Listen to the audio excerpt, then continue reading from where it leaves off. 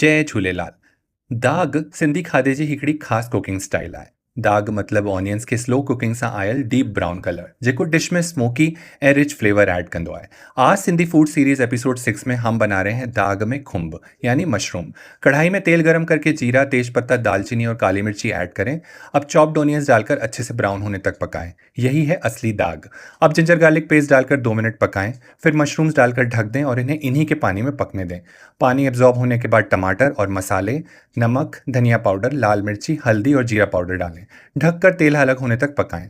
अब इसमें बॉइल्ड मटर ऐड करें और थोड़ी देर पकाएं। इसके बाद गर्म पानी डालकर ग्रेवी की कंसिस्टेंसी एडजस्ट करें। कसूरी मेथी और गरम मसाला डालकर 2 मिनट तक सिमर करें। फ्रेश धनिया ऐड करें और दाग वाला खुम्ब रेडी।